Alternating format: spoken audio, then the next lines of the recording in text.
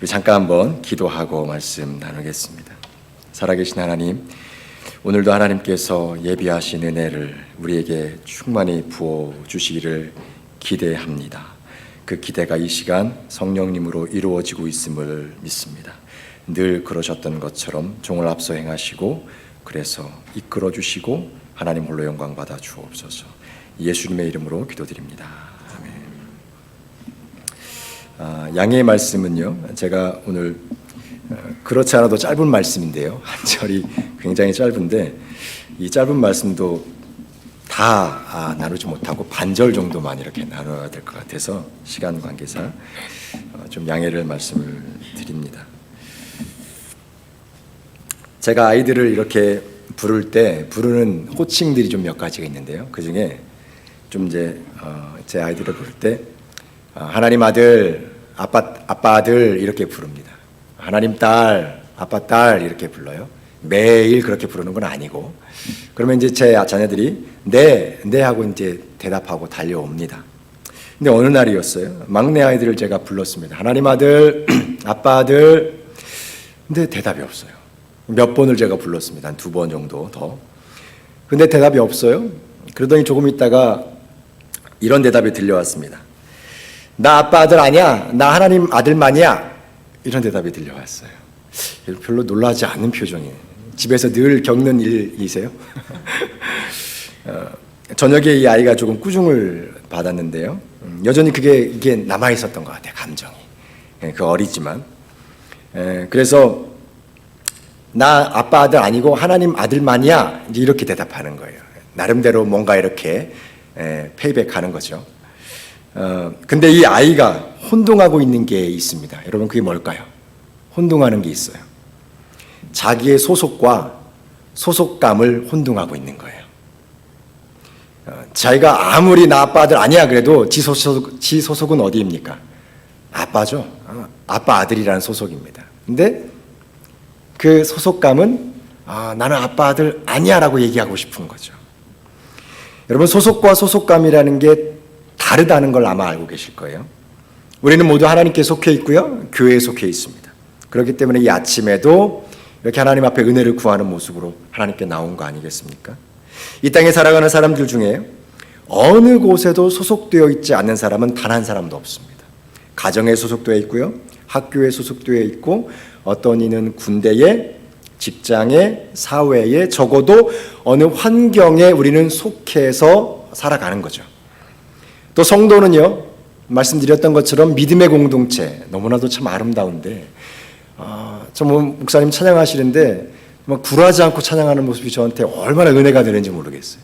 유스 아이들 찬양하는 것과 함께 같이 이렇게 한 마음으로 한 공동체를 느끼고자 이렇게 찬양하는데 제가 마음에 참 감사하고 도전이 되더라고요.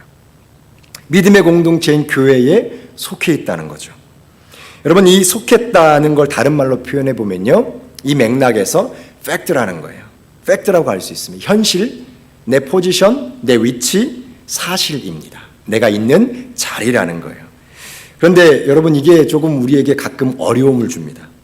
사람들은 종종요, 어느 곳에 소속되어 있다는 것만으로는 만족감을 갖지 못한다는 겁니다. 여러 이유들이 있겠지만요, 충분하지 않다. I'm not satisfied with that. 충분하지 않다라고 생각하는 거예요. 그래서 소속된 자리를 더욱 지켜야만 하는데 오히려 소속된 것들 속에서 사람들은 자꾸 뛰쳐나가려고 하는 겁니다. 이유가 있습니다. 이거는 소속감 때문입니다. A sense of belonging. 그렇죠? 내가 속해 있다는 감정이라는 거예요. 소속감은요, 내가 느끼는 감정입니다. 내 생각이에요. 사실과 상관없어요. 소속, fact, 이 사실과 상관없습니다. 내 감정이 중요한 거예요. 내가 뭘 느끼고 있느냐. 지금 내가 그것을 바라보고 사실과 상관없이 내가 그걸 어떻게 받아들였느냐가 중요한 거예요. 이 소속감이죠.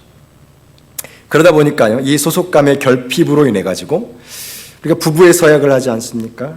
하나님께서 하나 되게 하신 이 놀라운 은혜, 이 은혜를 받고서도 부부의 관계를 깨려고 하는 경우가 있습니다. 자녀들은요, 가정을 막 뛰쳐나가려고 해요. 부모의 마음도 모르고요.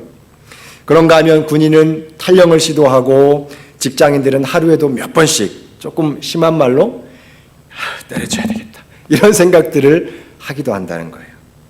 어떤 사람은요, 생명에 속해 있다는 것에 감사하기보다는 자기 생명을 스스로 벗어 던지려는 사람도 있어요. 얼마나 힘들면 그랬을까 싶은 마음도 잠시고요, 살아있다는 엄청난 기회를 던져버린 것에 대한 가슴이 너무나도 아파오는 순간이게 되는 거예요. 감정에 자기의 삶을 맡겨버린 것에 대한 마음이 아파옵니다. 어떤 남자는 여자라고 그러고요, 여자는 남자라 그래요. 혹은 자신이 여자도 남자도 아니라 그래요. 때로는 나는 둘 다에 속한다, 이렇게 이야기하기도 합니다. 내가 그렇게 느낀다는데 사람들이 반응합니다. 내가 그렇게 생각한다는데 그러니까 팩트, 사실이 그렇다 해도 내가 느끼는 게 더 중요하다고 주장하는 거죠. 이게 동성애라는 게 이런 사실을 떠난 소속감, 그러니까 내가 나를 어떻게 느끼느냐에서 사실은 비롯된 겁니다. 죄의 결과이긴 하지만 이 소속감의 결핍으로 인한 게 그와 같은 모습이라는 거예요. 하나님을 떠나는 사람들도 있어요. 코로나 상황으로 인해서 매우 좋은 핑곗거리가 생겼기 때문에 좀 그럴듯하게 예배의 자리를 떠날 수도 있게 되었습니다. 소속과 소속감을 혼동하는 거예요. belonging과 a sense of belonging을 혼동하는 거죠. 사실과 감정을 혼동하는 겁니다. 그리고 죄된 우리 인생에는요, 이 같은 도전들이 계속되곤 합니다. 그러나 여러분, 우리가 확신해야 될 게 있습니다. 여러분, 우리는 이미 하나님께 소속된 사람들입니다. 아멘. 하나님이 내 하나님 되심을 우리가 먼저 믿음으로 고백되어지는 게 믿음의 시작이라는 거예요. 혹 한편으로는 이런 생각도 들 때 있어요. 그러면 이 소속감, 그럼 우리가 느끼는 거, 생각하는 거, 그거 나쁜 거야? 우리가 그렇게 느끼면 안 되는 거야? 대답은 무엇일까요? 그렇지 않다는 것입니다.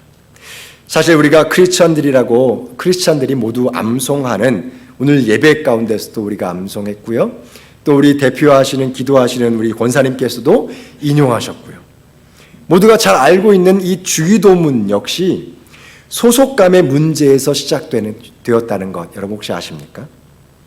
오늘 본문의 주기도문은 누가복음에도 소개가 되어지고 있어요. 누가복음의 저자는요, 주기도문이 나오게 된 배경에 대해서 제자 중 하나가 예수님께 기도를 가르쳐달라고 요청한 것이 시작이 되었다고 소개합니다. 누가복음 11장 1절에 예수께서 한 곳에서 기도하시고 마치심에 제자 중 하나가 여짜오되 주여, 요한이 자기 제자들에게 기도를 가르친 것 같이 우리에게도 가르쳐 주옵소서. 예수께서 이르시되 너희는 기도할 때에 이렇게 하라. 이렇게 주님께서 가르쳐 주신 기도가 시작되었다는 거예요. 그러면서 이 사실로 인해서 우리가 알게 되는 것이 몇 가지가 있는데요, 예수님께서는 제자들에게 기도하는 모습을 꾸준히 보여주셔 왔다라는 거예요. 그 모습을 통해서 제자들이 나도 예수님처럼 기도하고 싶다라는 생각을 품게 되었다는 겁니다.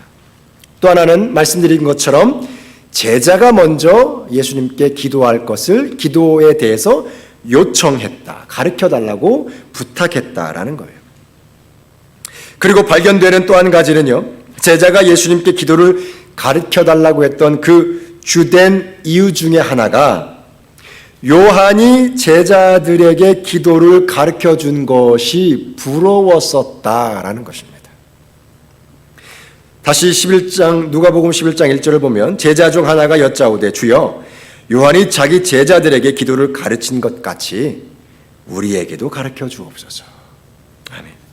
가르쳐 달라고 했던 것은 팩트고요, 그 의도는 감정입니다. 물론 제자들은 유대인의 전통적인 기도 방법을 알고 있었어요. 그러나 중요한 건 이겁니다.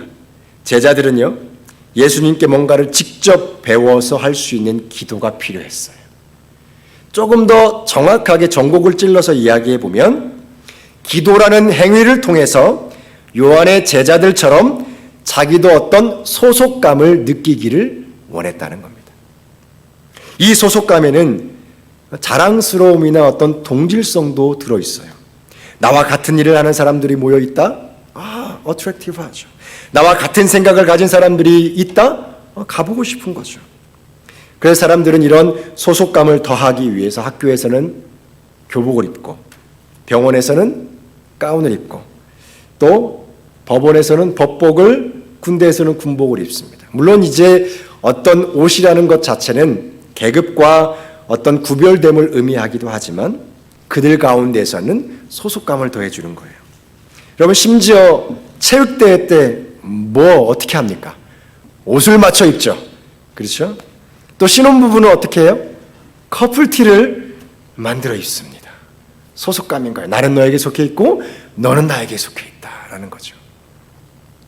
이처럼 예수님의 제자도 다른 스승들이 그 제자에게 가르쳐서 그들이 밖에 나가면, 그래서 어떤 모양을 이렇게 취하면, 그러면서 그들의 소속감을 이렇게 드러냈을 때, 야, 누가 봐도 요한의 제자 맞네, 이렇게 알아보는 것처럼 자기도 어떤 문파에 속해 있다, 나도 예수파야, 예수께 속해 있어, 그들만의 표시를 나타내 보이고 싶었던 거예요. 그래서 요한의 제자를 예로 들면서 예수님, 우리에게도 기도 가르쳐 주세요. 예수님은 그 즉시로 망설이지 않고 기도를 가르쳐 주셨어요. 예수님께서 늘 해오시던 대로 그냥 그걸 제자들에게 나눠주시기만 하면 되었기 때문에 가르쳐 주는 것이 어렵지 않았습니다. 그리고 우리는요, 제자의 의도와 예수님의 의도, 그러니까 가르쳐 달라고 했던 그 제자의 의도와 그 요청의 기도를 가르쳐 주셨던 예수님의 의도가 달랐구나 라는 것도 어느 정도 눈치를 아마 채셨을 거예요. 여러분, 그러나 그럼에도 불구하고 예수님은 이 제자들의 그 의도와 상관없이 그들에게 기도를 가르쳐 주셨다는 겁니다. 그렇게 그 기도가 오늘날 우리 크리스찬들이 습관처럼 암송하게 된 주님께서 가르쳐 주신 기도가 되었어요. 여기서 우리가 놓쳐서는 안 되는 굉장히 중요한 사실 한 가지가 있습니다. 제자들은요, 예수파, 나는 예수께 속한 사람이야, 이런 걸 자랑하기를 원했다는 거죠. 근데 예수님은요, 제자들의 그 의도를 예수님의 의도, 하늘의 소속감으로 바꾸어 주시기를 원했다는 거예요. 나는 예수께 속한 사람이야라는 프라우드를, 예수님은 제자들을 하늘에 속한 사람이라는 소속감으로 바꾸어 주기를 원했다는 겁니다. 어떤 사실이라는 건 굉장히 중요해요. 그걸 이 사실이 어떤 지대한 그 증거에 영향력을 미칠 때는 더더욱 그렇습니다. 그런데 그 동시에요, 그 사실을 우리가 어떻게 받아들이는지에 대한 감정도 사람에겐 굉장히 중요합니다. 특히나 감정에 휩싸이기를 반복하면서 우리는 믿음에서조차도 멀어지려는 게 우리의 삶이에요. 그래서 이리저리 흔들리는 우리에게는 무엇을 느끼느냐도 여러분, 우리가 극복해야 되는 굉장히 중요한 팩트라는 겁니다. 그러나 좀 더 생각해 보면요, 여러분, 사람이 이 감정을 완벽하게 극복하거나 뛰어넘을 수 있겠냐는 겁니다. 그러신 분 계세요? 나는 완전히 내 감정을 통제할 수 있어, 이러시는 분 계세요? 제가 좀 배우길 원합니다. 어렵다는 거예요. 아무리 많은 훈련을 하고요, 무거운 수행을 해도요, 돌을 닦아도요, 이 사람의 감정을 이게 통제하는 게 가능하냐는 거예요. 가능하지 않다는 겁니다. 불가능하다는 거예요. 우리가 잘 아는 구약 성경에 사사기가 있어요. 놀라운 하나님의 인도하심 가운데 그 사사기가 기록되어 있죠. 그러면서 이 사사기의 핵심 주제가 무엇인지 여러분 기억하실 겁니다. 각기 자기 소견에 옳은 대로였어요. 속 시원하게 한번 표현해 볼까요? 지 맘대로입니다. 그렇죠? 하나님을 따르는 것도 내 맘대로, 하나님을 떠나는 것도 내 맘대로라는 거예요. 이게 사사기에 흐르는 전반적인 핵심 주제였어요. 하나님이 그것을 싫어하셨다라는 겁니다. 그렇게 여러분, 우리에게는 하나님의 은혜가 필요하다는 겁니다. 내가 느끼는 것에 매여서 살지 않고요, 하나님의 은혜에 매여서 살 수 있는 그 은혜가 여러분 우리에게 필요하다는 거예요. 저에게 필요하고요. 모든 크리스천들에게, 성도들에게 필요합니다. 우리의 이 감정과 의도도 하나님께서 바꾸어 주셔야 바뀐다는 겁니다. 내가 바뀌려고 노력해도 안 되는 거예요. 하나님이 나를 바꾸어 주셔야 내 감정도 바뀔 수 있게 된다는 사실이에요. 제자들이 자랑하고 싶었던 마음이 있었어요. 그 마음이 여러분 옳고 그름의 문제가 아니라는 겁니다.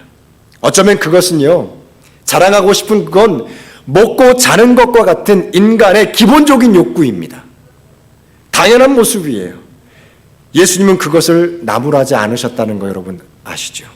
오히려 예수님은요, 그 예수님의 의도를 모를 수밖에 없는 제자들을 이해하셨어요. 그리고 자연스럽게 그 제자들의 관심이 하나님께로 옮겨질 수 있도록 해주셨다는 거예요. 무엇을 통해서? 그들의 소속감을 바꾸어 주시기 위해서 그들이 요청했던 기도를 가르쳐 주시고 그 기도의 내용을 통해서 제자들의 관심과 그들이 자랑해야 할 것과 사랑해야 할 것에 대한 관심을 자연스럽게 바꾸어 주셨어요. 이 세상의 것에서 하나님의 것으로, 하늘의 것으로 옮겨 주셨다는 겁니다. 우리는 예수님께서 기도를 가르쳐 주셨다는 것을 넘어서 이 사실을 놓쳐서는 안 돼요. 그렇기 때문에 우리는 또한 예수님께서 가르쳐 주신 기도의 내용을 또 확인해 봐야 됩니다. 이해해야만 해요. 예수님께서 왜 그렇게 가르쳐 주셨는지 알아야 됩니다. 또한 동시에 가르침 받은 대로 우리가 어떻게 기도할 것인가. 여러분 이것도 굉장히 중요하죠. 내가 그러면 그 가르침을 받아서 나는 그러면 어떻게 기도할 것인가. 가르침 받기 전과 똑같은 모습으로 행할 것인가, 아니면 가르침 받은 것을 내 것으로 삼아 기도할 것인가. 중요합니다. 여러분 아는 것만으로 실질적인 도움이 안 돼요. 내가 해봐야 됩니다. 그걸 내 것으로 삼고 기도할 때 그때 비로소 우리가 내 것이라는 의미를 깨닫게 됩니다. 제자들은요, 유대파, 요한파 이런 자신들이 예수파에 속해 있다는 걸 자랑하길 원했어요. 그러나 예수님의 제자들이 하늘에 속한 사람으로서 이 세상에 지지 말고 하늘의 소속감을 가지고 살아가기를 원하셨습니다. 저마다 코로나19 상황으로 말미암아 하고 싶은 말들이 참 많이 생겼어요. 또 해야 되는 말들도 많이 생겼습니다. 그 변화의 심각성은 여전히 지금도 계속 이어지고 있죠. 저에게도 정말 많은 변화들을 가져다 준 기간이었습니다. 주중에는 또 저는 이제 또 생계를 위해서 일을 하는 생계형 목사가 되었어요. 그러다 보니까 이런저런 사람들을 만나고 사건들도 경험하게 됩니다.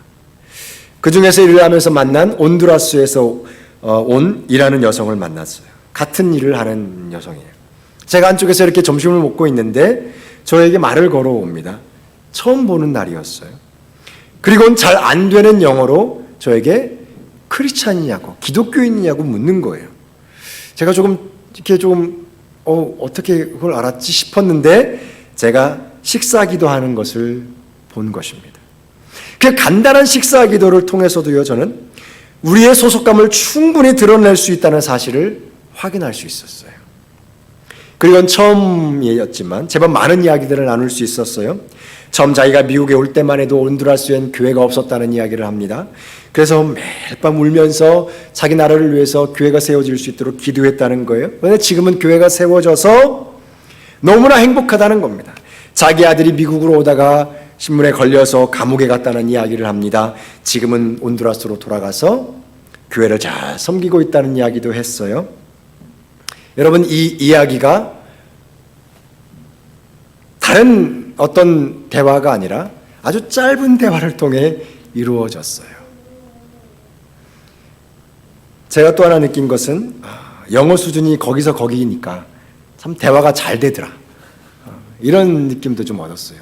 무초 프레이, 무초 앵그리, 무초 해피, my son, 질, go back to home, 서브 처치 막 이러면서 얘기하는데 막 귀에 팍팍 들어와요. 여러분, 기도는요, 우리가 하늘에 소속되어 있다는 것에 대한 표시라는 거예요. 세상의 다른 종교들도 이 기도라는 걸 하지요. 그러나 우리가 하고 있는 기도와는 전혀 다르다는 겁니다. 그들은요, 죽어 있는 것에게 할 뿐이에요. 근데 우리는 살아계신 하나님께 하는 기도입니다. 우리의 기도가 하늘의 소속감을 갖게 해주는 이유가 또 있습니다. 우리 하나님이 내 기도를 들으시고 응답하신다는 것입니다. 분명한 것은 기도하지 않는다면요, 우리는 하늘에 속한 자라고 할 수 없다는 거예요. 예수님께서 기도하라고 하셨기 때문에, 그래서 기도 안 하면 불순종이다, 뭐 그럴 수 있지요. 그러나 또 다른 이유가 있습니다. 기도하지 않는다는 것은요, 하늘의 것을 바라보면서 살지 않는다는 의미예요. 우리가 우리 스스로를 속이면 안 돼요. 다른 말로 이야기하면 하나님을 신뢰하거나 의지하며 살고 있지 않다라는 정확한 의미입니다. 그렇기 때문에 예수님은요, 제자들이 이미 하늘에 속해 있지만 하늘의 소속감을 갖고 살아가기 위해서 기도를 가르쳐 주신 겁니다. 그들이 그렇게 느끼며 살기를 원했던 거예요. 그리고 그 첫 번째 내용으로 하늘에 계신 우리 아버지를 가르쳤어요. 하고 많은 내용 중에 하늘에 계신 우리 아버지를 기도의 첫 마디에 가르쳤다는 거예요. 여러분, 이건 대단한 의미라는 겁니다. 여러분, 하늘에 계신 할 때 하늘은요, 단지 어떤 장소나 어떤 포지션, 위치, 로케이션에 대한 하늘, 그런 의미도 있습니다. 그러나 또 다른 의미로 나라라는 의미가 이 하늘에는 내포되어 있어요. 그리고 그 나라는 당연히 하나님 나라를 의미하는 겁니다. 나라는 결국 무엇으로 귀결될까요? 누가 통치권자냐, 누가 통치할 거냐라는 문제입니다. 이 문제가 가장 중요한 거예요. 하나님 나라는 그래서 하나님 나라를 통치하시는 분이라는 개념으로 자연스럽게 연결되는 겁니다. 잘 따라오고 계시죠? 반응이 없어서. 그렇게 하늘에 계신이라는 의미를 다시 말해보면요, 하나님 나라를 통치하고 계시는 하나님이라는 고백이 되는 것입니다. 하나님 나라를 통치하고 계시는 하나님, 이게 하늘에 계신이에요. 그런데 그 하나님 나라를 통치하고 계시는 하나님이 우리 아버지 되신다는 겁니다. 여기서는 좀 아멘이 나와야 돼요. 우리 아버지 되신다. 우리는 태어나면서부터요, 내가 싫고 좋고를 결정하기 전에 이미 누군가의 통치 아래 있게 되는 거예요. 가정이든 국가든 뭐 사회든. 이 통치라는 말을 다르게 표현해 보면 다스림이라고 이야기할 수 있습니다. 또 이 다스림이라는 생각을 조금 더 이렇게 깊이 생각해 보면, 그래, 누가 결정할 건데? 누가 결정할 건데? 어느 곳에 가서 점심은 뭐 먹을 거야? 물어봤는데 나 이거. 그래, 오늘은 짜장면. 그 사람이 지표입니다. 그 사람이 그 자리에서는 최고예요. 어른과 아이 상관없이. 누가 결정할 건데 누구에게 결정할 권한이 있는가라는 말입니다. 다스림이라는 것은. 사람은 모두가 누군가의 보호와 권위 아래 놓여서 태어나고 자라게 되는 거예요. 가정의 보호자와 권위는 부모님께 있죠. 학교의 결정권자는 교장 선생님에게 있습니다. 회사의 결정권은 CEO에게 있죠. 군대의 결정권자는 누구에게 있을까요? 계급이 높은 사람에게 있습니다. 그리고 국가의 최종 결정권자는요, 예전에는 왕이었지만 지금은 투표로 세워진 대통령이죠. 하나님 나라의 통치자, 결정권자 되시는 분이 하나님이십니다. 하나님의 다스림 아래에 그 통치 아래에 있는 나라가 바로 하나님 나라라는 것이에요. 하나님의 통치 아래에 있는 나라가 하나님 나라. 그리고 우리는 하나님의 다스리시는 그 하나님 나라가 어떤 특정한 장소나 어떤 로케이션이라고도 이야기해 볼 수 있지만, 그것은 어느 곳이든 될 수 있는 가능성이 있다라는 사실도 알고 있습니다. 그렇죠? 하나님의 나라가, 하나님의 통치가 이루어지고 있다면 그게 가정이든 사회든 국가든 나라든 하나님 나라라고 할 수 있다는 거예요. 하나님의 통치권 아래에 있기 때문이라는 것입니다. 하나님의 다스리심 아래에 있기 때문에 그래요. 하나님이 결정권을 쥐고 계시기 때문이라는 거예요. 우리의 가정의 주인은 하나님이 결정권자라는 거예요.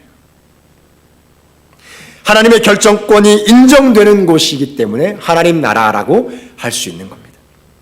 저와 여러분의 인생이 하나님의 통치권 아래에 있는 삶이 되기를 원합니다.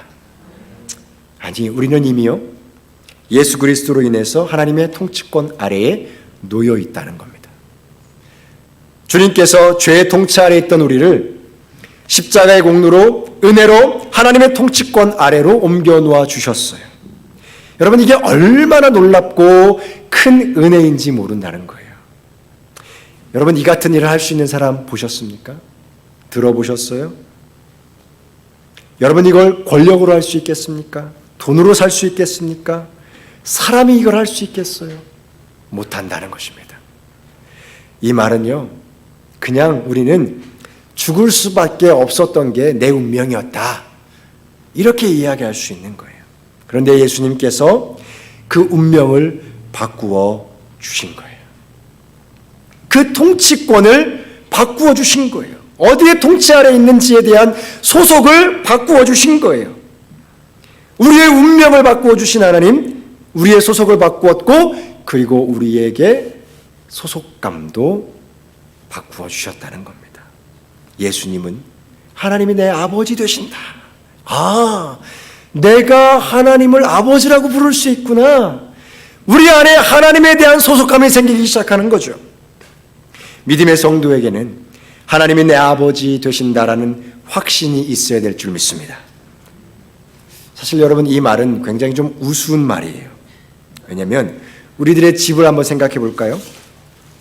내 아빠가 진짜 내 아빠일 거야, 아닐 거야. 여러분, 이렇게 생각하는 사람, 아이들이 많을까요?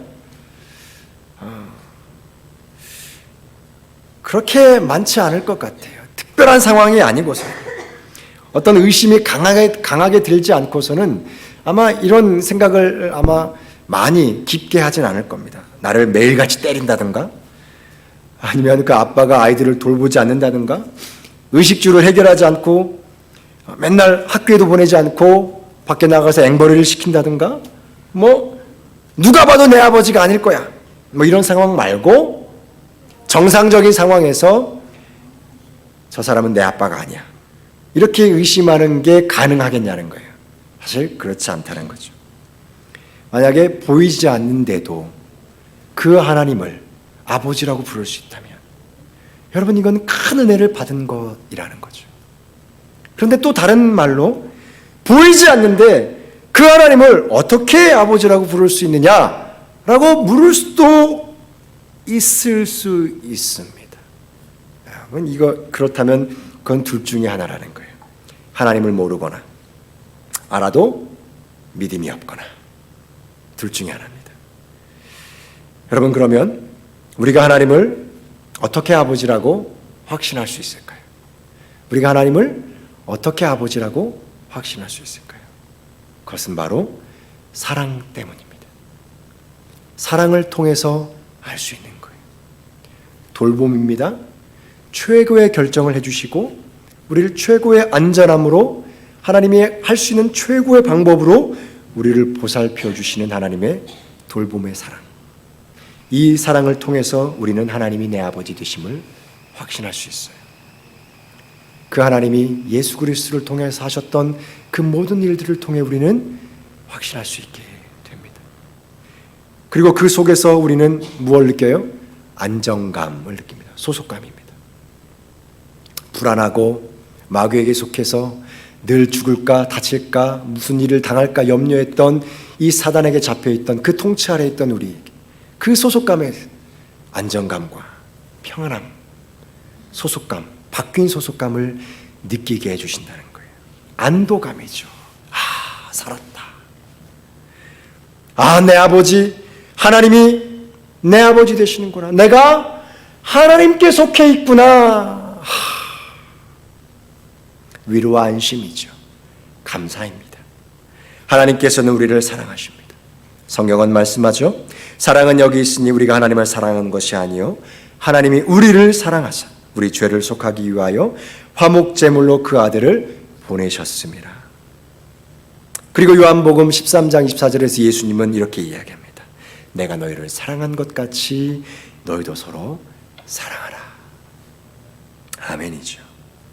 그런데 백성들은 말합니다. 뭐라고 얘기합니까? 여호와께서 이르시되 내가 너희를 사랑하였노라 하나 너희는 이르기를 주께서 어떻게 우리를 사랑하셨나이까 하는도다. 말라기의 기록이에요. 하나님은 아버지 되어서 우리를 사랑하십니다. 하나님의 사랑, 그 사랑은요 아들이신 예수 그리스도를 우리에게 주신 사랑입니다. 하나님 사랑, 그 사랑은요 아들을 살리신 사랑이에요. 하나님 사랑, 그 사랑은요 우리를 책임지시고 돌보시고 우리를 다스리시고 인도하시고 우리를 이 악한 세상에서 허무하게 meaningless하게 끝나지 않도록 일으켜 세워주시는 사랑인 줄 믿습니다. 하늘과 땅을 지으신 분이 하늘의 통치자와 이 땅의 통치자 되시는 분이 우리가 믿는 하나님이세요. 얼마나 든든한지 모릅니다. 그리고 그 하나님이 내 아버지 되십니다. 그 하나님이 내 아버지 되세요. 여러분, 이 사실이 믿어지고 고백되어질 때 우리는 이제 하나님께 기도하게 되는 거예요. 나의 아버지, 나의 아버지, 아들이 여기 있습니다. 나의 아버지. 이 세상이 나에게 넣어주기를 원하는 감정이 아니고요, 죄의 모양이 아니고요, 하나님께서 우리를 바꾸어 주신 그 진리 안에서 하나님께 기도하는 거예요. 하나님을 붙잡고 가슴으로 하나님 앞에 기도합니다. 신음하며 기도할 때도 있어요. 통곡하며 기도할 때도 있습니다. 눈물로 하나님께 기도할 때가 있어요. 단식하며 기도할 때가 있어요. 그러나 주를 의지하는 모습입니다. 모양은 달라도 다 하나님을 붙드는 모습이라는 거예요. 예수님께서 기도를 통해서 처음 가르쳐 주신 게 바로 이겁니다. 그분이 하나님 되시고 나의 아버지 되신다는 사실이에요. 그 가르침을 통해서 우리도 이제 예수님처럼 그렇게 기도할 수 있도록 우리에게 가르쳐 주신 거예요. 우리의 소속감을 바꾸어 주신 기도였어요. 예수님은요, 아버지라는 친밀하면서도 아주 직접적인 단어를 사용하신 처음 기도하신 분이십니다. 아무도 그렇게 하나님을 부른 적이 없어요. 오히려 망령되었다고 이야기했어요. 예수님은 그렇게 기도해 오셨기 때문에 그냥 그렇게 가르치셨던 것뿐이지만, 여러분, 하나님 아버지, 이 부름은요 예수님의 기도에서만 볼 수 있는 기도입니다. 그리고 그걸 우리에게 가르쳐 주었어요. 그리고 또한 우리에게는요 하나님 아버지 이렇게 기도할 수 있다는 건요 죄의 통치 아래에서 의의 통치 아래로 옮겨졌다는 걸 의미한다는 거예요. 우리의 소속감이 완전히 바뀌었다는 걸 이야기해 주는 거예요. 우리가 그렇게 하나님 앞에 정확하게 소속되어 있다, 내가 하나님 자녀 되었다는 이걸 보여줄 수 있는 아주 강력한 은혜의 증거, 하나님 아버지라는 겁니다. 여러분, 기도는요 결정권자가 누구인지를 인정하는 행위예요. 여러분, 기도한다는 건요 막 얘기할 수도 있지만, 그래서 뭐 하나님이 물어보시는 거예요. 알겠는데, 그래, 너 이거 필요해, 알았어. 너 이거 필요해, 알았어. 그런데 뭐? 그럴 때 이야기하는 거예요. 다윗처럼 나의 힘이 되신 여호와여, 내가 주를 사랑하나이다. 나의 모든 걸 주장하시는 분은 하나님이시라는 거예요. 하나님, 그래서 내가 하나님께 다 기도했는데 이제 하나님 아셨죠? 이제 하나님이 하나님의 주권 아래서 하나님의 계획 가운데 이루어가 주세요. 기도는요 결정권자가 누구인지를 인정하는 행위입니다. 하나님께 속해 있다는 고백의 모습이에요. 하나님이 내 삶의 결정권자 되시는 줄 믿으시기 바랍니다. 내 감정이 아니에요. 팩트와 상관없이 이 감정에 치우쳐서는 안 되죠. 그러나 치우칠 수밖에 없는 우리의 연약함을, 그것마저도 하나님께 내려놓는 겁니다. 예수님은 제자들의 그 우월감, 자랑스러움 이해하셨어요. 그리고 자연스럽게 가르침을 통해 바꾸어 주십니다. 그 하나님이 내 삶에 가장 좋은 거 주시고 또 주시기를 원하시는 하나님 되십니다. 나의 소속뿐만 아니라 늘 변하는 감정조도 변화시켜 주시는 분이 하나님이세요. 그것을 알고 인정하게 되는 것 은혜인 줄 믿습니다. 우리에게 그런 은혜가 있기를 원합니다. 말씀을 정리하겠습니다. 여러분, 우리는 그 믿음으로 기도할 수 있게 되기를 예수님의 이름으로 축복합니다. 주님이 가르쳐 주신 기도의 내용을 내 삶으로 가져와서 더 친밀하고 더 하나님을 가깝게 여기며 내 삶의 모든 결정권자 되신 그리고 사랑의 통치자 되신 하나님을 의지하며 기도할 수 있게 되기를 원합니다. 지금까지 그렇게 해오셨지만 이제는 다시 또 더 깊은 곳으로 들어갈 수 있기를 원합니다. 내 인생의 모든 결정이 하나님 손에 있음을 고백하고 맡겨드리며 우리의 삶을 살아가게 되면요, 그것으로 세상은 우리가 하늘에 계신 우리 아버지로 시작하는 기도를 하는 믿음의 사람이라는 걸 알게 되는 것입니다. 제자들이 원했던 그 우월감, 자랑스러움 다 느끼게 되는 거예요. 하나님의 영광을 위해 하나님은 우리를 세상에 세워주시는 것입니다. 복음을 위해 세워주시는 거예요. 믿음의 사람은 기도의 사람이었어요. 넘어지고 쓰러지는 수많은 환경들이 있었습니다. 느낌들도 있었어요. 감정의 혼돈 속에 살아가기도 했습니다. 그러나 하나님의 은혜 안에서 이끌려온 것이 기도의 사람들이었어요. 아브라함, 이삭, 야곱, 다윗, 예수님의 12명의 제자, 사도 바울, 우리의 믿음의 수많은 선배들, 목사님들, 성도님들, 하나님께 쓰임받았던 모든 사람들은 기도의 사람들이었어요. 하늘의 소속감을 두고 하나님을 신뢰하며 이 세상을 믿음으로 살아갔던 사람들입니다. 그리고 이제는 저와 여러분들의 차례예요. 우리가 그 믿음의 반열 위에 설 차례입니다. 우리의 능력으로 안 되는 거예요. 우리의 연약함도 이해하시는 하나님 앞에 그것마저도, 우리의 감정마저도 내려놓는 겁니다. 제 막내 아들이 기분이 안 좋아서 나 아빠 아들 아니야, 그럼에도 불구하고 그 자식은 하나님께서 저에게 맡기신 자식 맞습니다. 지 소속이 저에게 있다는 것 변함없는 사실이라는 거예요. 소속감을 바꾸어준 기도, 가르침, 주님께서 가르쳐주신 기도입니다. 이 한 주도 여러분 예수님을 의지하는 기도로, 하나님을 정말 신뢰하는 기도로 하나님의 도움을 받아 그 도움 가운데 이 땅을 살아가는 우리가 되기를 원합니다. 하나님의 큰 하늘의 복을 경험하며 살아가고, 그래서 하나님께 멋지게 쓰임받는 우리 모든 벌링턴 한마음 교회 성도님들, 또 제가 되기를 예수님의 이름으로 축복합니다. 우리 한번 기도하겠습니다. 살아계신 하나님, 우리의 연약함을 이해하시고 우리를 사랑으로 가르치시고 붙드시는, 인도하시는 하나님을 인하여 감사를 드립니다. 하늘과 땅의 통치자 되시는 하나님이 내 아버지 되심을 고백할 수 있는 은혜 주심 또한 감사를 드립니다. 험한 이 세상에서 예수 그리스도를 붙들고 믿음의 사람으로 넉넉히 살아갈 수 있도록 도와주시옵소서. 하늘의 사랑으로, 하나님의 사랑으로, 하늘의 소속감을 가지고 이 땅을 승리하며 살게 도와주시옵소서. 우리가 기도할 때 반드시 우리의 기도에 응답하신 하나님을 찬양합니다. 감사합니다. 예수 그리스도의 이름으로 기도드립니다.